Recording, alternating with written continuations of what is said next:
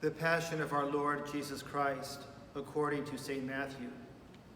Jesus stood before the governor, Pontius Pilate, who questioned him, "Are you the king of the Jews?" Jesus said, "You say so."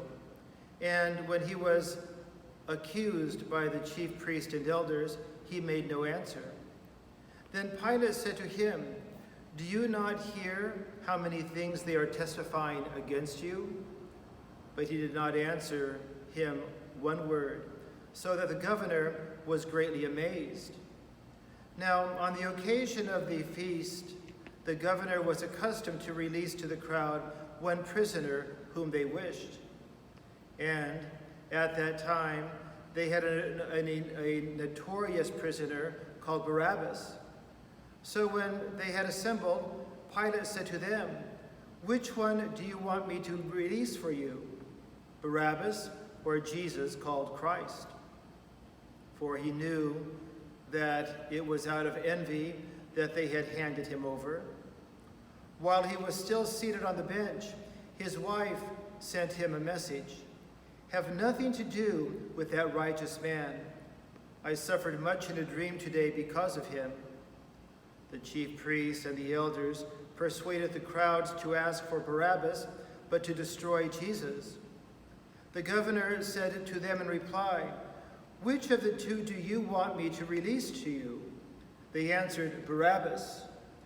Pilate said to them, "Then what shall I do with Jesus called Christ?" They all said, "Let him be crucified." But he said, "Why? What evil has he done?" They only shouted the louder, "Let him be crucified." When Pilate saw that he was not succeeding at all, but that the riot was breaking out instead, he took water and washed his hands in the sight of the crowd, saying, "I am innocent of this man's blood. Look to it yourselves." And the whole people said in reply, "His blood be upon us and upon our children." Then he released Barabbas to them. But after he had Jesus scourged, he handed him over to be crucified. Then the soldiers of the governor took Jesus inside the praetorium and gathered the whole cohort around him. They stripped off his clothes and threw a scarlet military cloak about him. Weaving a crown out of thorns, they placed it on his head, and a reed in his right hand. And kneeling before him, they mocked him, saying, "Hail, King of the Jews!" They spat upon him and took the reed and kept striking him on the head. And when they had mocked him, they stripped him of the cloak, dressed him in his own clothes, and led him off to crucify him. As they were going out, they met a Cyrenian named Simon. This man they pressed into service to carry his cross. And when they came to a place called Golgotha, which means place of the skull, they gave Jesus wine to drink mixed with gall. But when he had tasted it, he refused to drink. After they had crucified him, they divided his garments by casting lots. Then they sat down and kept watch over him there. And they placed over his head the written charge against him, "This is Jesus, the King of the Jews." 2 revolutionaries were crucified with him, one on his right and the other on his left. Those passing by reviled him, shaking their heads and saying, "You who would destroy the temple and rebuild it in 3 days, save yourself, if you are the Son of God, and come down from the cross." Likewise, the chief priest with the scribes and elders mocked him and said, "He saved others, he cannot save himself. So he is the King of Israel. Let him come down from the cross now, and we will believe in him." He trusted in God. Let him deliver him now if he wants him.